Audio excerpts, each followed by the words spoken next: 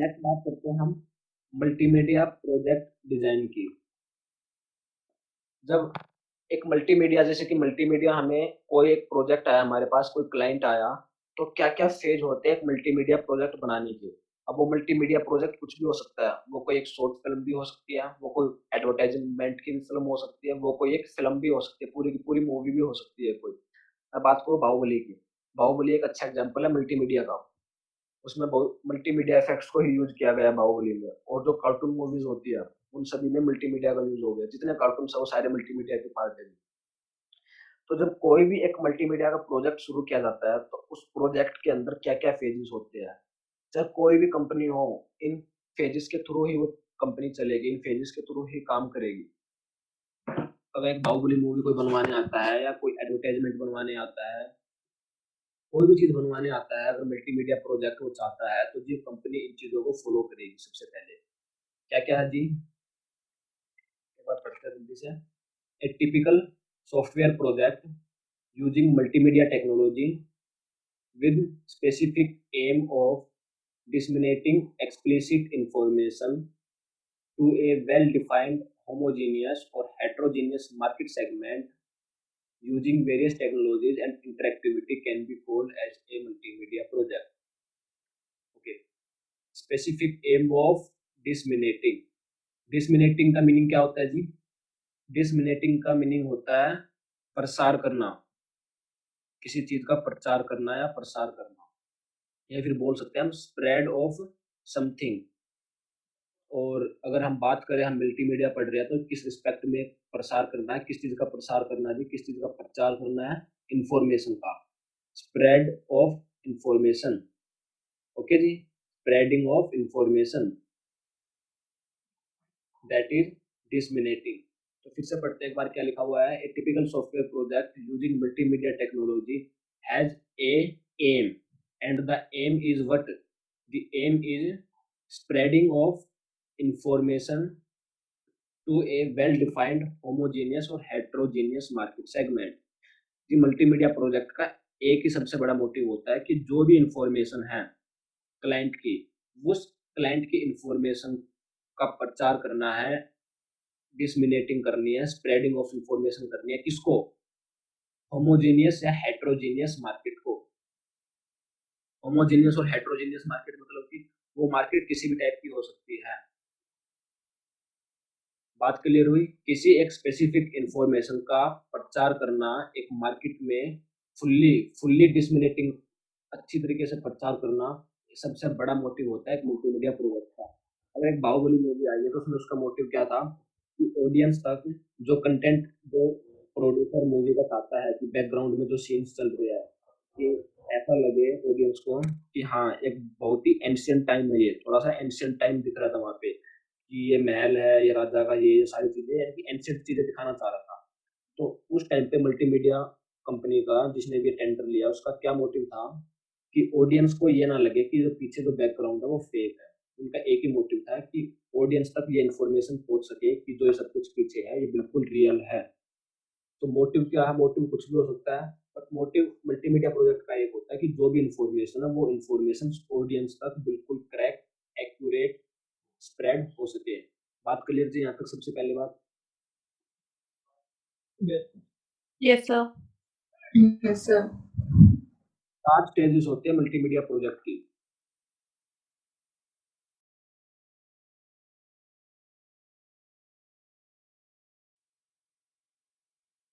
Number 1 जी, planning and costing. अब कोई भी मल्टीमीडिया प्रोजेक्ट हम शुरू कर लें, सबसे पहला काम हमारा प्लानिंग का ही होता है कि हमें मल्टीमीडिया प्रोजेक्ट किस टॉपिक के ऊपर बनाना है, कब तक बनाना है, कितनी इस पे कॉस्ट आएगी, कॉस्ट का एनालाइज़ करना है और उसी कॉस्ट को हमें बताना है। प्लानिंग सबसे मोस्ट इम्पोर्टेंट फेज़ होता है जी किसी भी मल्टीमीडिया प्रोजेक्ट का।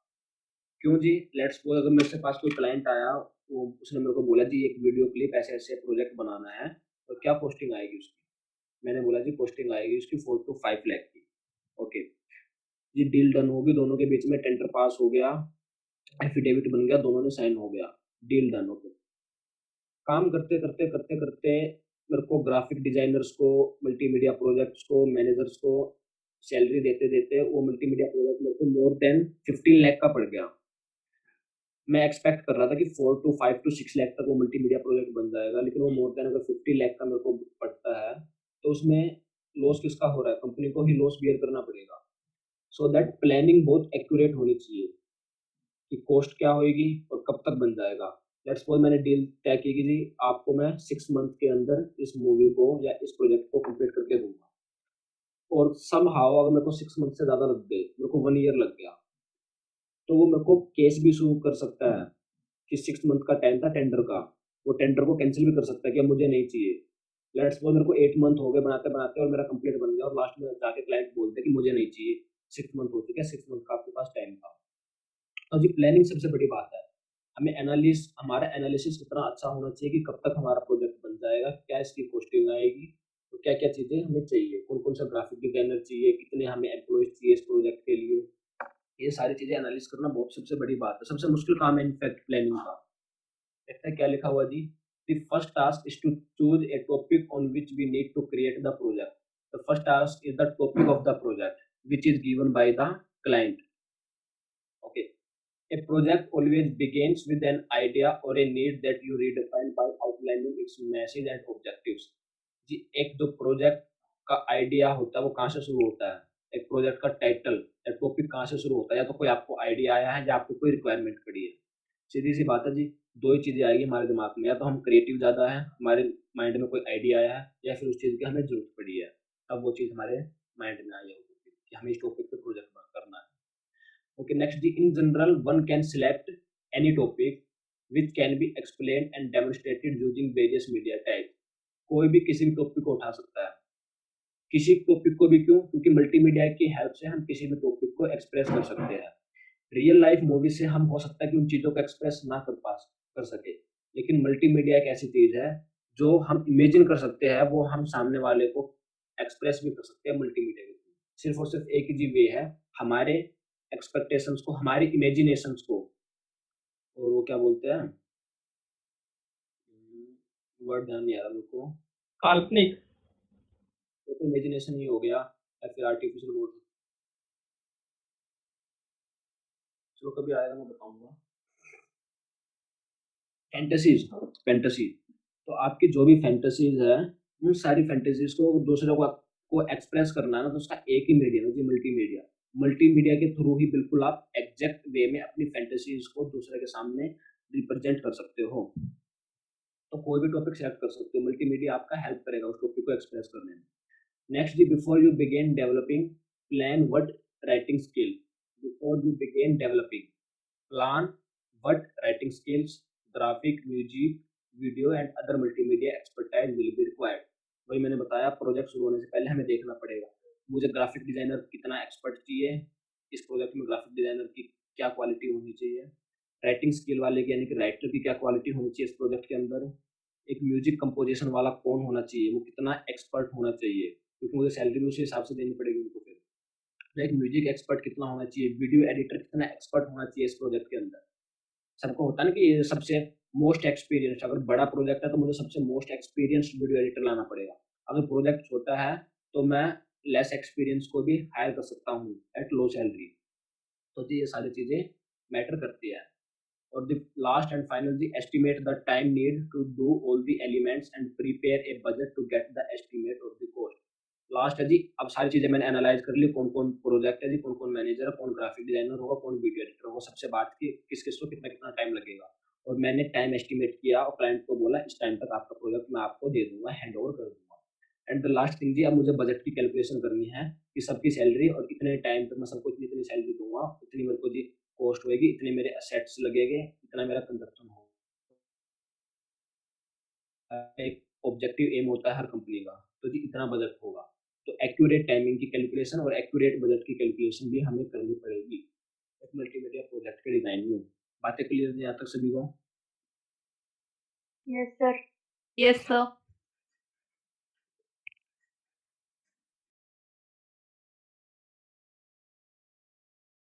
ओके, नेक्स्ट है जी डिजाइनिंग एंड प्रोड्यूसिंग।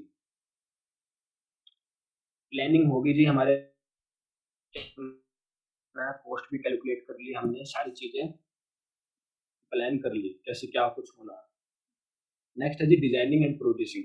देखते हैं एक बार क्या लिखा उसके बारे में। Typically the design phase consist of storyboarding, flow charting, prototyping and user testing as well as a parallel production of media. Perform each of the planned tasks to create a finished product. Once the subject matter has been chosen, the next step is to write a story.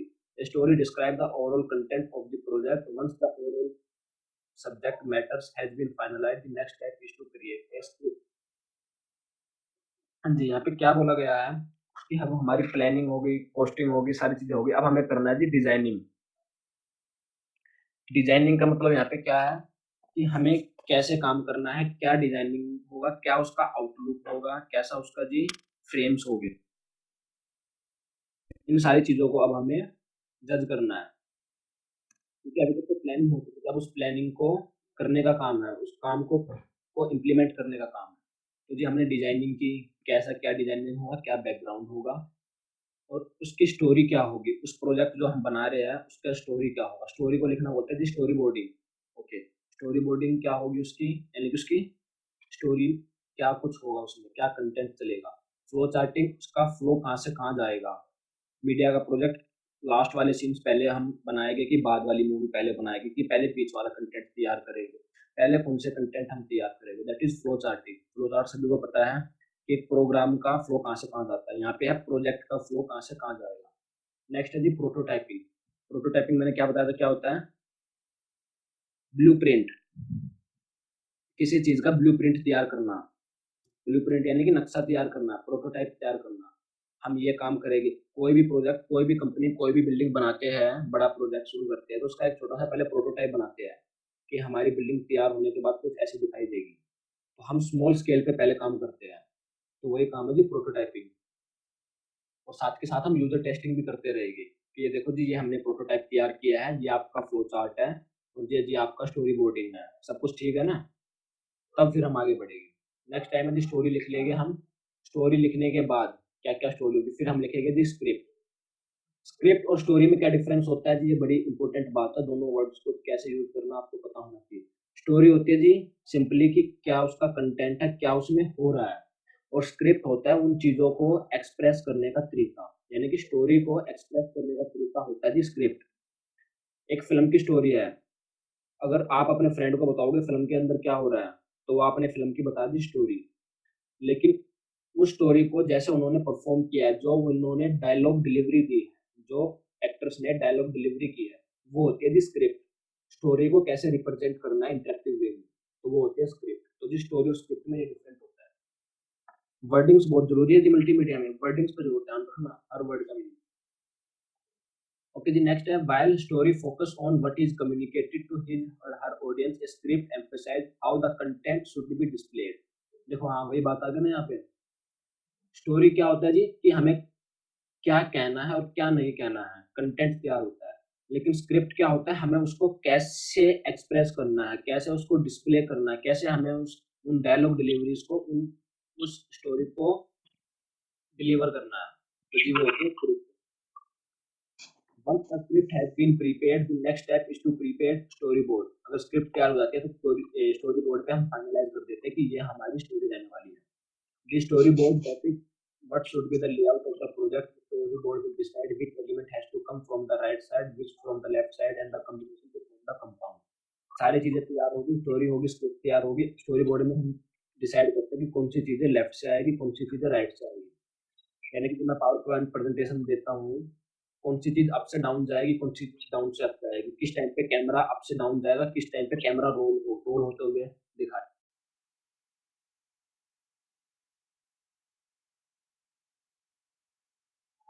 Story होगी, script होगी, story board होगी। Story board में क्या था जी, story script, script को बोलना कैसे है, लेकिन स्क्रिप्ट का लेआउट कैसा होना चाहिए। अब बात करेंगे हम वीडियो के लिए, स्क्रिप्ट होती है ऑडियो के लिए, लेकिन उन चीजों को अब रिप्रेजेंट कैसे करना है वो हम स्टोरी बोर्ड में तैयार करते हैं जी।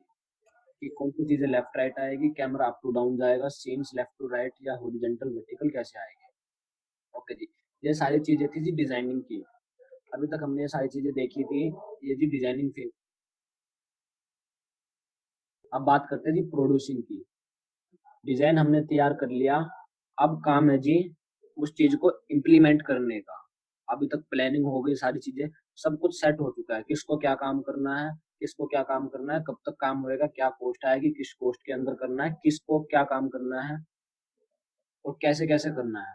अब जी उस चीज को एक्चुअली में इम्प्लीमेंट करने का काम, सब कुछ सेट हो चुका है, प्री डिफाइंड, सारे बिल्कुल एक्यूरेट तैयार है, फुल फ्लैज प्लान। अब है जी इम्प्लीमेंटेशन का वर्क। अब हम करेंगे काम उन चीजों को इम्प्लीमेंट करना, जो जो हमने प्लान किया उस प्लान को इम्प्लीमेंट करने का काम है। इम्प्लीमेंट करेंगे प्लान को और फिर प्रोड्यूस करेंगे। प्रोड्यूसिंग मीन्स की इम्प्लीमेंटेशन। अब हमें प्रोड्यूस करना है प्रोजेक्ट को, अपने प्रोजेक्ट को कंप्लीट करना है, उसे कंप्लीशन फेज में लेके आना है। तो वही बात बोलेगी जी, next step of project is implementation. Implementation means implementation means actually creating the physical presentation using required hardware and software. वही चीज है जी, अब एक्चुअली में हमें अपनी प्रेजेंटेशन को तैयार करना है, मल्टीमीडिया प्रोजेक्ट के ऊपर वो काम करना है, वो चाहे हार्डवेयर का काम हो चाहे वो सॉफ्टवेयर का काम हो। अब प्लानिंग को वर्किंग फेज में लेके आने का टाइम है। ओके जी, प्लानिंग भी हो गई और प्रोड्यूसिंग भी हो गई। प्रोड्यूसिंग मीन्स की इम्प्लीमेंटेशन भी हो गया। ओके, नेक्स्ट चीज क्या है जी? नेक्स्ट चीज है जी हमारे पास टेस्टिंग।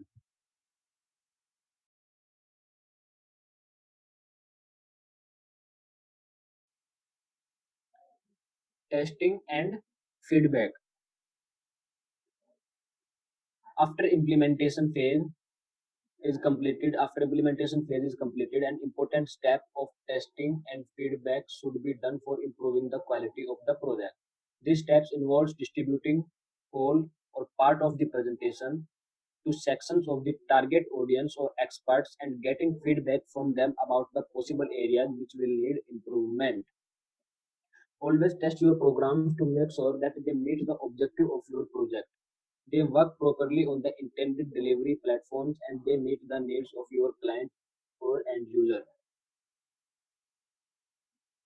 प्रोजेक्ट तैयार हो गया, टेस्टिंग तो सबसे इंपॉर्टेंट फेज है जी किसी भी प्रोजेक्ट का, मल्टीमीडिया प्रोजेक्ट का ही नहीं, कोई भी प्रोजेक्ट, सॉफ्टवेयर का भी जी, सॉफ्टवेयर को भी बनाते हैं जी, सॉफ्टवेयर में भी टेस्टिंग सबसे बड़ा इंपॉर्टेंट फेज होता है आपके प्रोजेक्ट को सक्सेसफुल बनाने का। प्लानिंग में थोड़ी चीजें गलत हो सकती है, बताने का ऑडियंस का, क्लाइंट का तरीका थोड़ा गलत हो सकता है अभी तक काम भी थोड़ा सा गलत हुआ हो, लेकिन अगर आप टाइम टू टाइम टेस्टिंग करते रहोगे ना उस चीज की, तो आपको डिजायर्ड प्रोजेक्ट मिलेगा। टेस्टिंग क्या होता है? जो हमने सोचा था, जो हमने सोचा था, यानी कि हमारी इमेजिनेशन, जो हमको आउटपुट चाहिए था, जो हमको फाइनल आउटपुट चाहिए था, उसको कंपेयर करते हैं हम करंट आउटपुट से, जो अब हमारा करंट में चल रहा है। तो जी टेस्टिंग में बहुत सारी टाइप की टेस्टिंग होती है। टेस्टिंग होती है कि हमारा प्रोजेक्ट किस स्टेज पे है। हमने जी टेस्ट एक्सपेक्ट किया था कि प्रोजेक्ट 6 महीने में खत्म हो जाएगा, यानी कि 3 महीने हो चुके हैं, 3 महीने तक हमारा प्रोजेक्ट हाफ हो जाना चाहिए। तो हम टेस्ट करेंगे कि हमारा प्रोजेक्ट किस फेज में है, क्या हमारी एक्सपेक्टेशंस के अकॉर्डिंग, हमारी प्लानिंग के अकॉर्डिंग चल रही है। टेस्टिंग होती है प्लानिंग को कंपेयर करना, जो हमारा अभी रिजल्ट में आउटपुट है, हमने प्लान ऐसा किया था, अभी हमारा ये चल रहा है, क्या जो हमने प्लान किया था सब कुछ हमारी प्लानिंग के अकॉर्डिंग चल रहा है कि नहीं चल रहा है।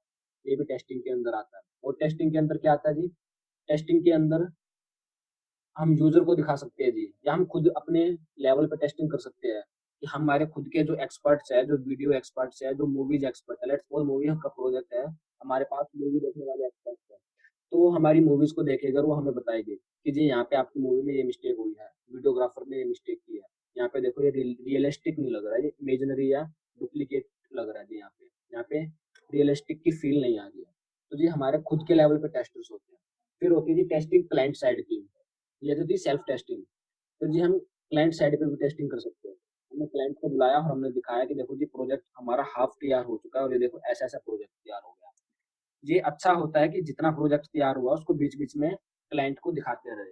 लेट्स सपोज क्लाइंट ने बोला था कुछ, हमने बना दिया कुछ, हमने या फिर हमने समझा कुछ और हमने बना दिया कुछ और। प्रोजेक्ट फाइनल फेज पे आ गया, सब कुछ पैसा लग गया, सब कुछ लग गया, प्रोजेक्ट तैयार हो गया, और जब हम उसको क्लाइंट को दिखाए थे कि देखो जी ये प्रोजेक्ट फाइनल हुआ हमारा, और क्लाइंट उसको डिनाई करते कि जी मैंने ऐसा नहीं बोला था, मैंने तो ऐसा बोला था। उसको तो एक लाइन लगेगी बोलने में कि मैंने ऐसा नहीं बोला था, मैंने ऐसा बोला था, लेकिन हमारा तो पूरी की पूरी मेहनत खराब हो जाएगी। इसीलिए जी हमें बीच बीच में टेस्टिंग की जरूरत पड़ती है, क्लाइंट को दिखाने की, जी देखो यहाँ तक प्रोजेक्ट पहुंच गया, यहाँ तक सब ठीक है। वो वहां तक अगर क्लेरिफाई कर देगा तो फिर हम आगे का काम करेंगे। फिर हमें ये नहीं रहेगा बाद में ऐसा बोला था मैंने, ऐसा किया आपने। हम कह सकते हैं जी हमने इस फेज तक आपको दिखाया था, आपने इस फेज तक ठीक कहा था सब कुछ। तो जी ये फायदा होता है टेस्टिंग का। फीडबैक जी, फीडबैक कुछ भी हो सकता है। वो हो सकता है हम रेंडमली पीपल्स लोगों को दिखाए कि देखो जी ये प्रोजेक्ट है, एक्सपर्ट्स को दिखाए कि देखो जी ये प्रोजेक्ट है, या फिर हम क्लाइंट को दिखाए टेस्टिंग के लिए और फिर फीडबैक लेके इसमें क्या क्या इंप्रूवमेंट्स हो सकती है अभी भी। तो दैट इज फीडबैक। नेक्स्ट और लास्ट पॉइंट जी डिलीवरी। कुल से पॉइंट्स हो गए जी। हमने प्लानिंग भी कर ली सब कुछ कि क्या करना है, हमने कॉस्टिंग के एनालिसिस भी कर ली जी, डिजाइनिंग भी कर ली जी हमने, डिजाइनिंग में जी प्रोड्यूसिंग इम्प्लीमेंटेशन भी कर लिया जी। उसके बाद जी टेस्टिंग भी कर ली, टेस्ट भी हो गया, क्लाइंट से फीडबैक भी ले लिया और फीडबैक करने के बाद फिर से उसमें अपग्रेडेशन भी कर दिया। फीडबैक लेने के बाद अपने प्रोजेक्ट में फिर से अपग्रेडेशन भी कर दिया। नेक्स्ट है जी delivery. The final phase in the production schedule is the delivery of the application to the intended client. Usually, the runtime version of the application files are copied onto a CD-ROM physically handed over to the customer. वो यदि project complete हो चुका है, तैयार हो चुका है, अब बस प्रोजेक्ट को डिलीवर करना है और अपनी पेमेंट लेनी है। तो जी ये होता है फाइनल फेज किसी भी मल्टीमीडिया प्रोजेक्ट का। बात क्लियर यहाँ तक सभी को?